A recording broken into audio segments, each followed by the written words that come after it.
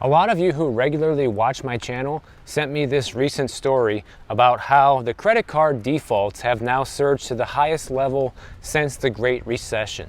And who better to talk about this than me, right? Because I've been talking about stuff like this for the last couple of years. And I want to talk about this not just because it's a concerning thing about our economy, but it also reveals the deeper issues that people are facing right now when it comes to expenses, when it comes to paying for life. And I want to dive into a lot of these things that goes beyond just the credit card debt. So first of all, the credit card companies. They wrote off $46 billion in seriously delinquent loan balances in the first 9 months of 2024, which they say is up 50% from the same period just 1 year ago and the highest level in 14 years. So a 50% increase, guys, in people not paying the bills. You know, I kept wondering why the most popular video I published on this channel was people have stopped paying their bills. Well, I guess we know the answer now. The answer is because it's true. That's exactly what's happening. Now, a credit write-off occurs when a lender decides it's unlikely that their borrower will make good on their debts. So in other words, they've tried to collect that debt from them. It didn't work. And they're saying, you know what, it's probably not going to happen. So we're just going to write this off as a loss. It doesn't mean that the person who owes the money is off the hook necessarily. They can still send you to collections and they can try to get the money from you there. And obviously it's going to have a major impact on your credit score. But I would imagine people who are not paying their bills like this probably don't care. Now, according to Mark Zandi, he's the head of Moody's Analytics. He says that the high-income households are fine, but the bottom third of U.S. consumers are tapped out. And normally, I ignore everything that this guy says, but in this particular case, I believe what he's saying is absolutely true. And notice the key words there, right? The bottom third of the U.S. consumer is tapped out. I believe that the number is actually higher than that, but let's roll with that for a minute and just imagine that's true. 1/3 of the people in this country have no money. 1/3 aren't paying the bills on time. 1/3 are seeing their credit scores deteriorate, you know, eliminating the chances of being able to buy a home in the future or buy a new car or anything, right? So how can we have a well-functioning economy in a situation where 1/3 of people who participate in the economy are basically on a financial cliff and are not going to be able to participate in a way that most people regularly would do? Now, obviously, this sharp rise in defaults is a sign of how consumers' personal finances are becoming increasingly stretched over the years of high inflation that we have seen. People are leaning on the credit cards to pay bills, but they're not able to pay the credit card bill once it comes in. If they could, then they wouldn't need the credit card to pay their bills that they didn't have the money for to begin with. This is a telltale sign that those credit card debt levels that we've also been seeing climb to record highs that last reported was at 1.17 trillion are guaranteed to continue climbing throughout 2025. There's no sign of this slowing down. Unless everything gets magically cheaper overnight, you're going to see these numbers climb. You have Capital One, JP Morgan Chase, and Citigroup said that as of November of 2024, its annualized credit card write-off rate, which is the percentage of its overall loans which are marked as unrecoverable, hit 6.1%, up from 5.2% a year ago. And take a look at this chart, guys. This shows you the gravity of the situation, okay? People were already kind of not paying their bills even before the pandemic. You could see from 2015 all the way up through 2019, the credit card defaults were on the rise. And actually the pandemic tampered that down because people got so much free money, right? But it didn't take long, only a couple of years after that stimulus was received, for it to just skyrocket back up beyond where it was before the pandemic. And even though we are not at levels yet that we saw during the GFC, we're getting pretty close. And this might be the year where we actually match it or top it. And the credit card companies are just as much to blame for this as people, because the big mistake that credit card companies made during the pandemic is they ended up extending credit card loans to people they normally wouldn't, because they go based on your income, right? But because so many people were flush with cash in their bank accounts, they decided to give a lot of these people credit cards because they had money in the bank, as if somehow that means they're going to end up keeping that money. So this is just as much their fault as it is the people who are into this debt. Kind of like what we saw during the housing crisis back in 2008, when a lot of bad loans were given out. And who was responsible for giving those bad loans? Of course, the banks were. We wouldn't have seen nearly as many defaults and nearly as many foreclosures if the lending practices were tighter back then, like they supposedly are now, which I would argue is not really true. Is it tighter than it was back in 2006? Yeah, it is. But still easier to get a 0% or 1% down mortgage today than it has been in years. And to just give you an idea of just how fast people are spending money, okay? In the middle of 2023, that's when we finally hit the $1 trillion in credit card debt, and everybody, including myself, was announcing that here on YouTube, right? But now we're already at almost 1.2 trillion.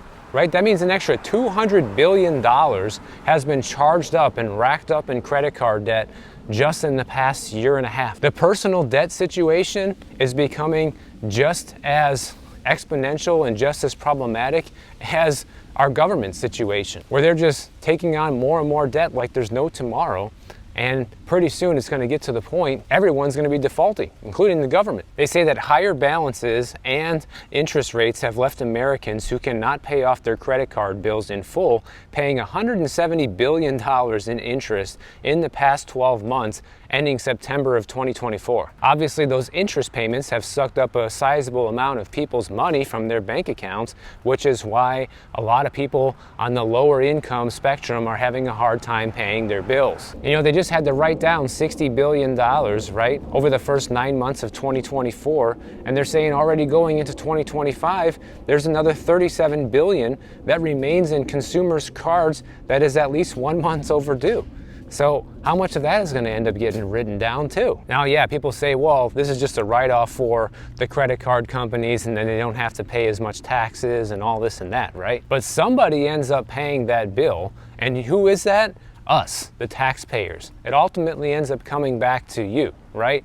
Because think about it. If these companies get to write off billions of dollars, okay, and that contributes to how much less tax they have to pay, then that just means you as the individual, the regular W-2 earner, ends up having to pay more taxes. And then you see the government continue raising taxes on people like you. So this is good for the credit card companies, not so good for the average American. And this also brings up a point where, you know, the credit card companies and banks that are offering these irresponsible loans, just like they did with the great financial crisis that we had, they should be responsible, right?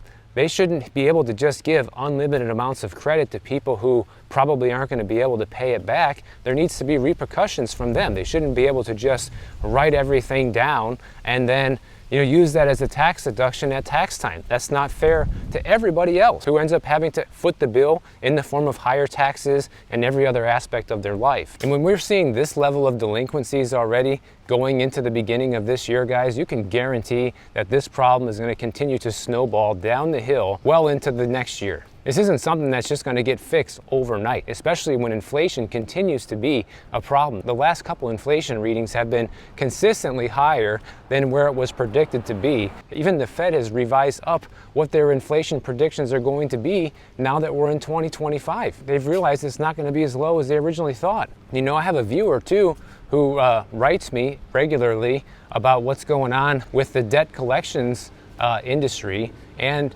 he's been telling me the last couple of times he's wrote me that things are busier than ever. You know, they're hiring people, the offices are expanding, and it's to the point where, you know, there's too much work that people can't even handle it. That's how many delinquencies are going into collections now. And another way that we know that this problem, along with all the rest of the economic troubles that we're having, is going to continue to get worse is because of the continued unemployment issues we're having in this country. You know, really, if we go back to May of 2024, it's been harder and harder for people to get a job who have lost a job since then. If we take a look at this chart here, this shows the continued claims and the 4-week moving average of continued claims from the Department of Labor. And you can see both trajectories have been on the rise since May of 2024, with really no signs of slowing down. And if you look at how much it's up since 2022, we've surpassed those levels by quite a bit now. And here's the thing that we really need to pay attention to,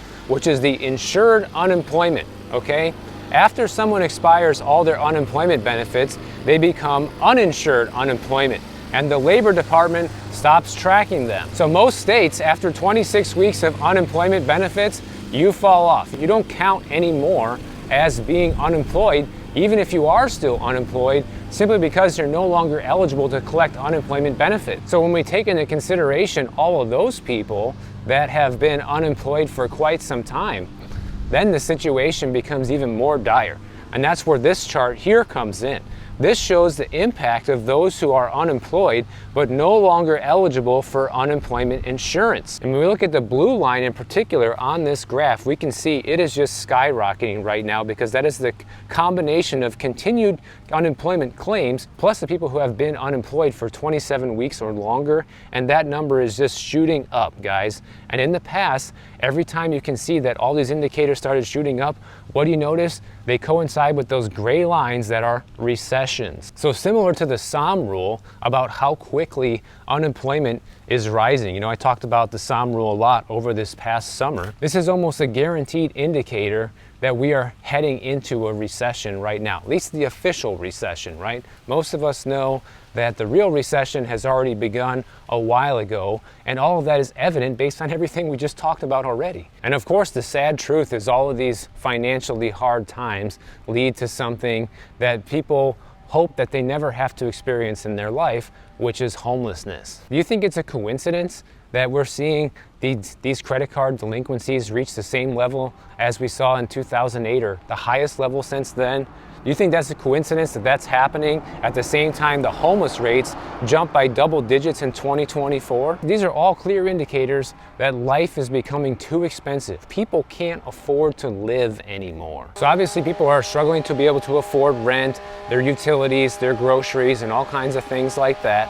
And across the US right now, we have more than 771,000 people who live without housing in 2024. And that's just according to one night's count in January. Okay, so obviously that was like a year ago, and that's just one night. So that number is probably highly inaccurate. But the startling thing is, even though that number is probably highly inaccurate, that number is 18.1% higher than the January reading in 2023, when they counted about 650,000 officially homeless.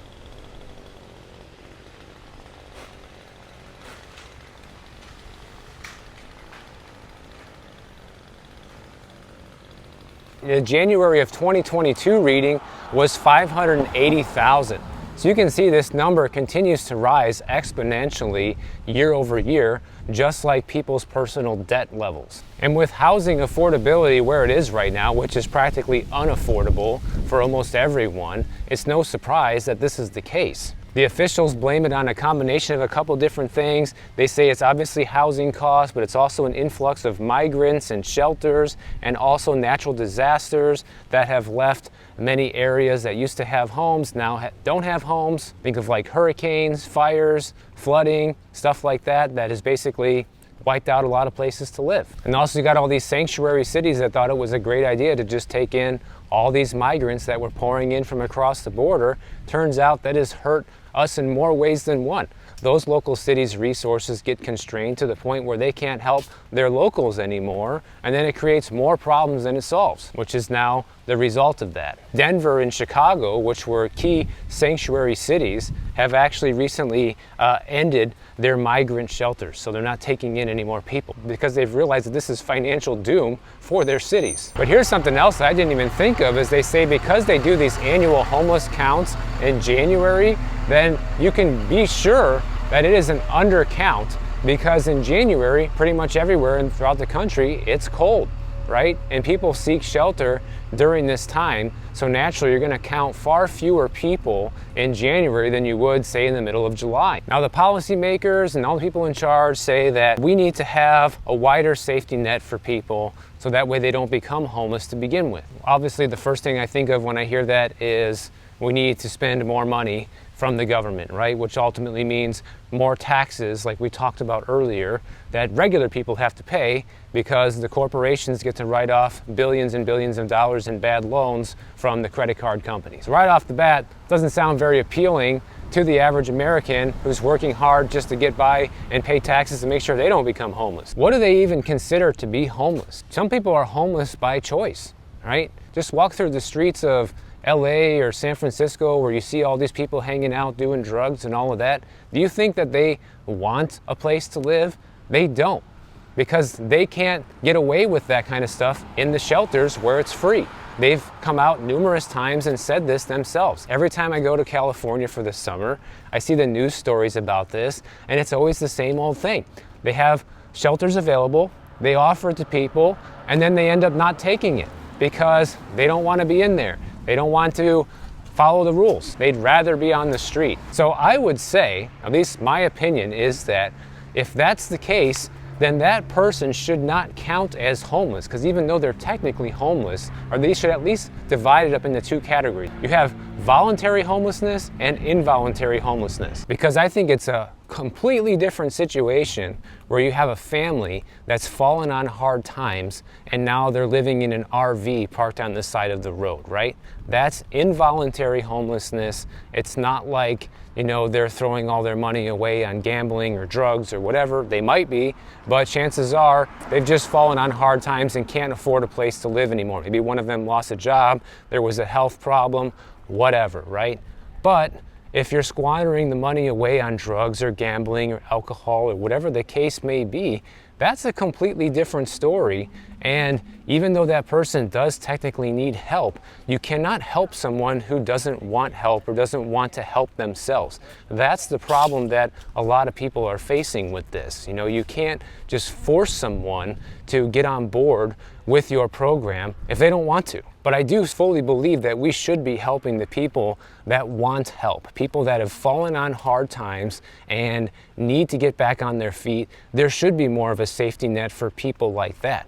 But the resources should all be concentrated on helping people like that and moved away from the people who don't want the help. You know, stop wasting the money on the lost causes, essentially. I know that might sound harsh to some of you out there listening to this, but let's just get realistic. Our country is broke. Our local governments are broke. They're raising taxes like there's no tomorrow on everybody. And if you want to just keep going with the status quo, the way things are going now, you can guarantee that the taxes are going to keep rising exponentially until we're all homeless. Now, one last tip for the people who are in massive amounts of debt, like we talked about at the beginning of this video, and are having a hard time getting out of it. Usually, you only have a couple of options. You can either choose to go the bankruptcy option, which has a lot of negative consequences for you well into the future, or you can be more responsible and pay off that debt and find a way to get out of it. And one way that people look to is debt consolidation. You know, right now, the average American has close to $8,000 in credit card debt, and that's just credit card debt. We're not talking auto loan debt. We're not talking student loan debt. We're not talking mortgage debt or any other type of debt, just credit card debt.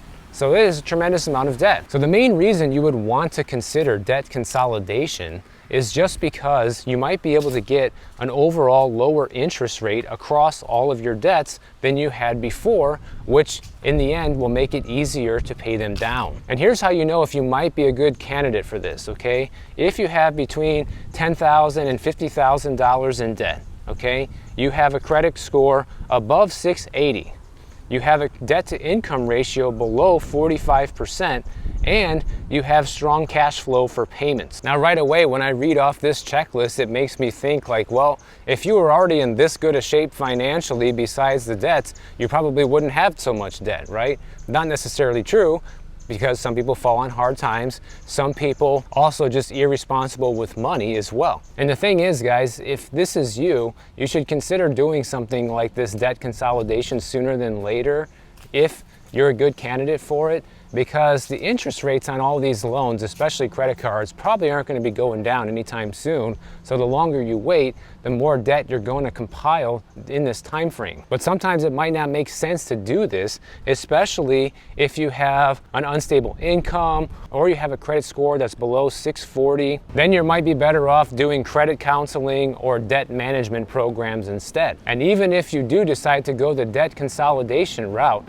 one thing you want to make sure is that the interest rate that you're going to be paying on your debt consolidation loan is lower than what you already have. Because if you do have a bad credit score or something that can potentially cause your interest rate to be higher, qualifying for a new loan, you may actually be in a worse situation doing the debt consolidation than just sticking with what you have. So some things you might want to do if debt consolidation is not for you is, obviously you need to have a budget. Then you need to use things like the snowball method to pay off debt, where you pay off your lowest credit card balance first, and then you take the money that you were paying for that and put it towards your second highest credit card balance, and keep rinsing and repeating that until all your cards are paid off, and in the meantime you stop using the cards. You can also move your balances to balance transfer credit cards. That's how I ended up getting out of credit card debt myself. It gives you a time frame, usually 12 months, 18 months, even 24 months, depending on the card, to pay your credit card debt at 0% interest. You pay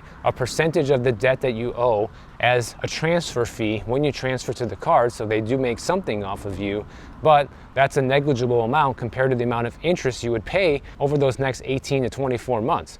So if you're diligent and you throw a lot of money at the debt after you have 0%, you can pay it down relatively quickly, because now your debt is not accumulating more debt month after month in the form of compounding interest. You can also try to negotiate with your lenders to see if you can get any sort of debt forgiveness, or see if you can get any of your interest rates lowered, especially if you have been paying on time, you just haven't been responsible with money and you got yourself into too much debt. That's another possibility as well. So I guess what I'm trying to say here is, if you're somebody who has fallen on hard times financially, and you are one of these statistics, or you're on your way to becoming one, you have to do something about it.